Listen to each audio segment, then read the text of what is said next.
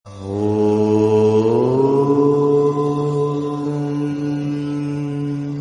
సాయినాథాయ నమః. శ్రీ సాయి సచ్చరిత్రము. ఇప్పుడు మీరు వింటున్నది 24వ అధ్యాయము. ఈ అధ్యాయం భక్తి శ్రద్ధలతో విన్నవారందరిపైన సాయినాథుని అనుగ్రహం ఉండాలని మనసారా ప్రార్థిస్తూ ఈ అధ్యాయాన్ని మొదలు పెడదాము. ఈ అధ్యాయంలో కానీ వచ్చే అధ్యాయములలో కానీ ఫలానాది చెప్పేదమ్మనుట ఒక విధముగా అహంకారమే. మన సద్గురుని పాదములకు అహంకారమును సమర్పించిన గాని మన ప్రయత్నమందు జయమును పొందము. మన అహంకార రహితులమైనచో మన జయము నిశ్చయము. సాయిబాబాను పూజించుటచే ఇహపర సౌఖ్యములు రెండిటినీ పొందవచ్చును. మన మూల ప్రకృతి యందు పాతుకొని శాంతి సౌఖ్యములను పొందెదము. కాబట్టి ఎవరైతే తమ క్షేమమును కోరెదరో వారు గౌరవాధారములతో సాయిబాబా లీలలను వినవలెను, మననము చేయవలెను. దీనిని నెరవేర్చినచో వారు సులభముగా జీవిత పరమావధిని పొందెదరు, తుదకు మోక్షానందమును పొందెదరు. సాధారణముగా నందరూ హాస్యము చమత్కార భాషణమన్నా ఇష్టపడెదరు కానీ తాము హాస్యాస్పదులగుటకు ఇష్టపడరు. కానీ బాబా చమత్కార మార్గము వేరు. అది అభినయముతో కూడినప్పుడు చాలా సంతోషదాయకముగా నీతిదాయకముగా నుండెడిది. కావున ప్రజలు తాము వెక్కిరింత పాలైనప్పటికీ అంతగా బాధపడేవారు కాదు. హేమాడ్ పంత్ తన విషయంని ఈ క్రింద తెలుపుచున్నాడు. శనగల కథ. షిరిడీలో ఆదివారం నాడు సంత జరిగినది. చుట్టుప్రక్కల పల్లెల నుండి ప్రజలు వచ్చి వీధులలో దుకాణములు వేసుకొని వారి సరుకులు అమ్ముచుండెడివారు. ప్రతిరోజు మధ్యాహ్నం 12 గంటలకు మసీదు నిండుచుండెను. ముఖ్యంగా ఆదివారం నాడు క్రిక్కిరిసి పోవుచుండెను. ఒక ఆదివారం నాడు హేమాడ్ పంతు సాయిబాబా ముందు కూర్చొని బాబా పాదములొత్తుచు మనసునందు జపము చేయుచుండెను. బాబా ఎడమవైపు శ్యామ, కుడివైపు వామనరావు ఉండిరి. శ్రీమాన్ బూటి, కాకాసాహెబ్ దీక్షిత్ మొదలగు వారు కూడా నుండిరి. శ్యామ నవ్వుచు అన్నాసాహెబ్తో, నీ కోటుకు శనగ గింజ లంటినట్లున్నవి చూడుము అనెను. అట్లనుచు హేమాడ్ పంతు చొక్కా చేతులను తట్టగా శనగ గింజలు నేల రాలెను. హేమాడ్ పంత్ తన చొక్కా ఎడమ చేతి ముందు భాగమును సాచెను. అందరికీ ఆశ్చర్యము కలుగునట్లు కొన్ని శనగ గింజలు క్రిందికి దొర్లుట ప్రారంభించెను. అక్కడున్నవారు వాన్ని ఏరుకొనిరి. ఈ సంఘటన హాస్యమునకు తావిచ్చెను.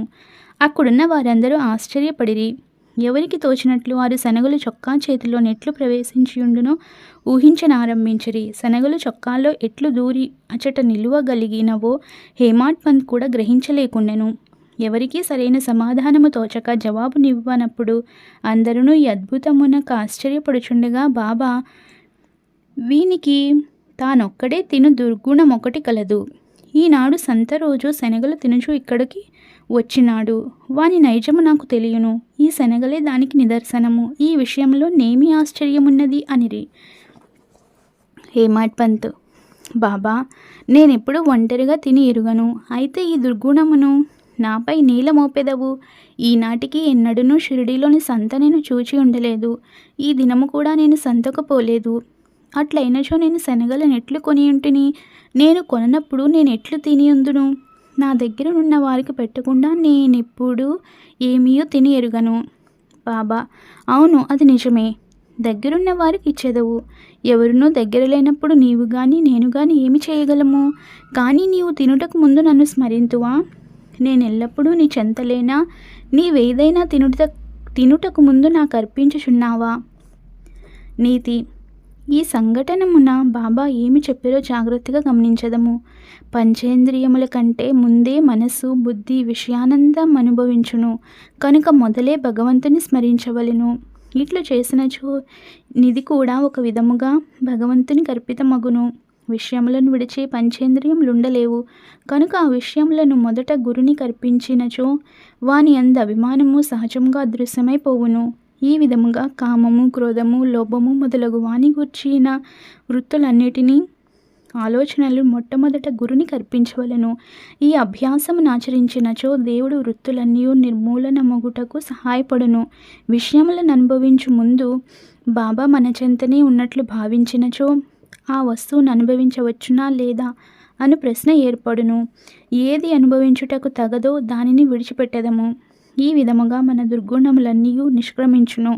మన శీలము చక్కబడును. గురువునందు ప్రేమ వృద్ధి పొందును. శుద్ధ జ్ఞానము మొలకెత్తును. ఈ జ్ఞానం వృద్ధి పొందినప్పుడు దేహబుద్ధి నశించి బుద్ధి చైతన్య ఘనమున లీనమగును. అప్పుడే మనకు ఆనందము సంతృప్తి కలుగును. గురువునకు దేవునకు ఎవరు భేదము నెంచెదరు? వారు దైవము నెచ్చటను చూడలేరు. భేదములన్నింటినీ ప్రక్కకు త్రోసి గురువును దేవుని ఒకటిగా భావించవలెను. ఈ ప్రకారంగా గురుని సేవించినచో భగవంతుడు నిశ్చయముగా ప్రీతి చెందును. మన మనసులను స్వచ్ఛము చేసి ఆత్మసాక్షాత్కారం ప్రసాదించును. క్లుప్తంగా చెప్పునదేమన, మనము గురిని స్మరించనిదే ఏ వస్తువును పంచేంద్రియములతో అనుభవించరాదు. మనస్సును ఈ విధంగా శిక్షించినచో మనం ఎల్లప్పుడూ బాబాను జ్ఞప్తి ఉంచుకొనిదము. మనకు బాబా ధ్యానం ఎన్నో రెట్లు వృద్ధి పొందును. బాబా సగుణ స్వరూపము మన కండ్ల ఎదుట నిలుచును. అప్పుడు భక్తి వైరాగ్యము మోక్షము మన వశమగును. మన మనస్సునందు బాబాను ఎప్పుడైతే నిలుపగలమో అప్పుడు మనము ఆకలిని పిపాసను సంసారమును మరిచెదము. ప్రపంచ సుఖములందు గల అభిలాష నశించి మన మనస్సుల శాంతిని ఆనందమును పొందును. సుధాముని కథ పైగద చెప్పుచున్నప్పుడే హేమాడ్ పంతుకు సుధాముని కథ జ్ఞప్తికి వచ్చెను. అందులో కూడా ఇదే నీతి ఉన్నది కనుక దానిని ఇక్కడ చెప్పుచున్నాము. శ్రీకృష్ణుడు, అతని అన్న బలరాముడు మరి ఒక సహపాఠి సుధాముడు అనువాడును గురువగ సాందీపుని ఆశ్రమములో నివసించుచుండిరి. శ్రీకృష్ణ బలరాములను అడవికి పోయి కట్టెలు తీసుకొని రమ్మని గురువు పంపెను. సాందీపుని భార్య సుధాముని కూడా అదే పని మీద ముగ్గురి కొరకు శనగలిచ్చి పంపెను. కృష్ణుడు సుధాముని అడవిలో కలిసి, దాదా నీళ్లు కావలను, నాకు దాహం వేయుచున్నది అనెను. సుధాముడు, ఉత్తి కడుపుతో నీరు త్రాగకూడదు కనుక కొంత తడువు ఆగుట మంచిదనెను. కానీ తన వద్ద శనగలున్నవని కొంచెము తినుమని అనలేదు. శ్రీకృష్ణుడు అలసి ఉండుటచే సుధాముని తొడపై తలయుంచి గుర్రు పెట్టుచు నిద్రపోయాను. ఇది కనిపెట్టి సుధాముడు తన జేబులోని శనగలు తీసి తినుటకు ఆరంభించెను. హఠాత్తుగా శ్రీకృష్ణుడు ఇట్లనెను, దాదా ఏమి తినుచుంటివి? ఎక్కడి నుంచి ఈ శబ్దము వచ్చుచున్నది? సుధాముడు ఇట్లనెను, తినుటకేమున్నది? నేను చలితో వణుకుచున్నాను. నా పండ్లు కటకటమనుచున్నవి. విష్ణు సహస్రనామమును కూడా సరిగా ఉచ్చరించలేకున్నాను. ఇది విని సర్వజ్ఞుడగు శ్రీకృష్ణుడు ఇట్లనెను, నేనొక స్వప్నంను గంటిని. అందులో ఒకడు ఇంకొకరి వస్తువులను తినుచుండెను. ఏమి తినుచుంటివని అడుగగా, ఏమున్నది తినుటకు మన్నా అనెను. అనగా తినుటకేమీయూ లేదని భావము. రెండోవాడు దాస్తూ అనెను, దాదా ఇది ఒక స్వప్నము. నాకు ఇవ్వకుండా నీవేమీయూ తినవని నాకు తెలియను. స్వప్న ప్రభావంచే నీవేమి తినుచుంటివని అడిగి తిని. శ్రీకృష్ణుడు సర్వజ్ఞుడని గాని అతని లీలలు గాని తెలిసి ఉన్నచో సుధాముడట్లు చేసి ఉండడు. కాబట్టి అతను చేసిన దానిని తానే అనుభవింపవలసి వచ్చెను. శ్రీకృష్ణుని ప్రియ స్నేహితుడు అయినప్పటికీ అతని ఉత్తరకాలమంతయు గర్భ దారిద్ర్యముచే బాధపడవలసి వచ్చెను. కొన్నాళ్లకు భార్య కష్టము చేసి సంపాదించి ఇచ్చి పంపిన పిడికెడు అటుకులు సమర్పించగానే శ్రీకృష్ణుడు సంతసించి ఒక బంగారు పట్టణమును అనుభవించుటకిచ్చెను. ఎవరికైతే దగ్గరున్న వారికి ఇయ్యకుండా తిను అలవాటుండునో వారు దీనిని జ్ఞప్తి యందుంచుకొనవలెను. శృతి కూడా దీనిని నొక్కి చెప్పుచున్నది. మొదట భగవంతునికి అర్పించి ఆ భుక్త శేషముని మనము అనుభవించవలెను. బాబా కూడా దీనినే హాస్య రూపంగా యుక్తితో బోధించెను. అన్నా చెంచనీకర్ మౌసీబాయి హేమాడ్ పంత్ నిచట ఇంకొక హాస్య సంఘటనను, అందులో బాబా చేసిన మధ్యవర్తిత్వంను వర్ణించెను.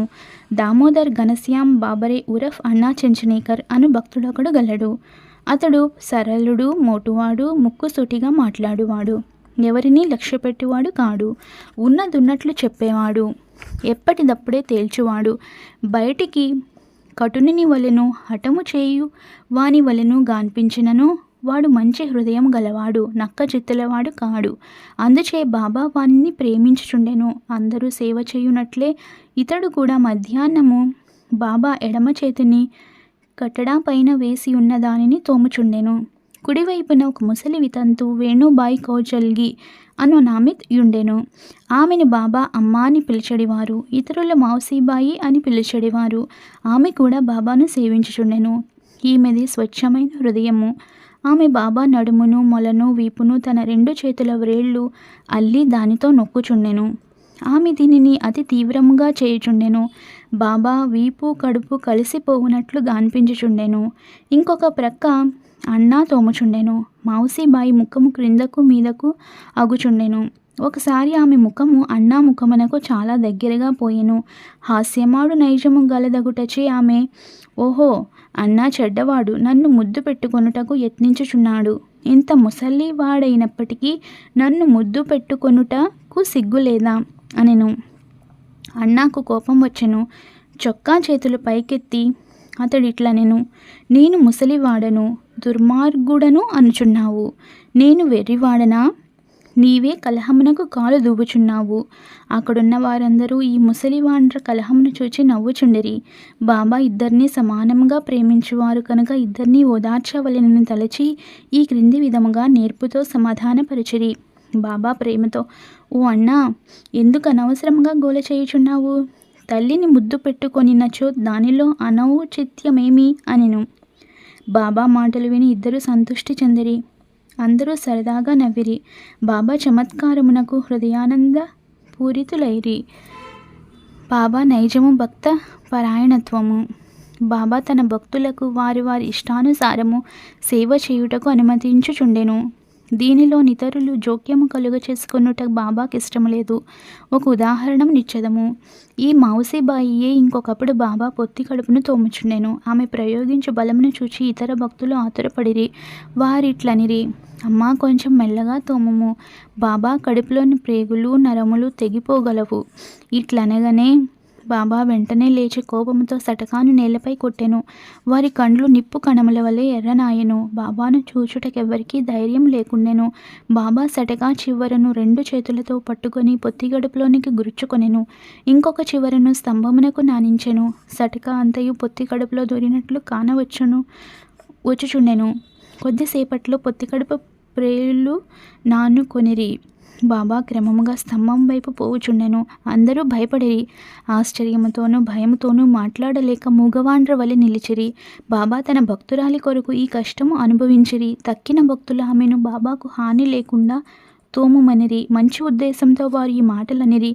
దీనికి కూడా బాబా ఒప్పుకొనలేదు. వారి మంచి ఉద్దేశమే బాబాను కష్టంలో దించినందుకు వారు ఆశ్చర్యపడిరి. ఏమీయూ చేయలేక కనిపెట్టుకొని చూచుచుండిరి. అదృష్టముచే బాబా కోపము తగ్గెను. సటకాను విడిచి గద్దెపై కూర్చుండిరి. అప్పటి నుండి భక్తుల ఇష్టానుసారము సేవ చేయనప్పుడు ఇతరులు జోక్యము కలుగ చేసి కొనరాదను నీతిని నేర్చుకొనిరి. ఎవరి సేవ ఎట్టిదో బాబాకే గుర్తు. 24వ అధ్యాయం సంపూర్ణము. సద్గురు శ్రీ సాయినాథార్పణమస్తు. శుభం భవతు. ప్రియమైన భక్తులారా, మనం రోజు బాబా పారాయణతో పాటు షిరిడి సాయిబాబా సూక్తులను కూడా వింటున్నాం కదా. ఈరోజు బాబా చెప్పిన సూక్తి, ఏ బంధం లేనిదే ఎవరూ ఎక్కడకు వెళ్ళలేరు. భగవంతుని సంకల్పం లేనిదే ఎవరూ మనల్ని కలవలేరు. అదుపులో ఉండని దున్నపోతు మెడకు గుదిబండను కట్టినట్లుగానే స్త్రీ పురుష సంబంధ కామకోరిక కలిగినప్పుడు వివేకాన్ని మనసుకు తగిలించి కడితే కోరికను కొంతవరకు అదుపులో పెట్టుకోవచ్చు అని చెప్పుచున్నారండి. మై డియర్ ఫ్రెండ్స్, ఈ వీడియో కనుక మీకు నచ్చినట్లయితే ప్లీజ్ లైక్ చేయండి, షేర్ చేయండి, అలాగే సబ్స్క్రైబ్ చేసుకోండి. ప్లీజ్ సపోర్ట్ చేయండి. Thank you for watching this video.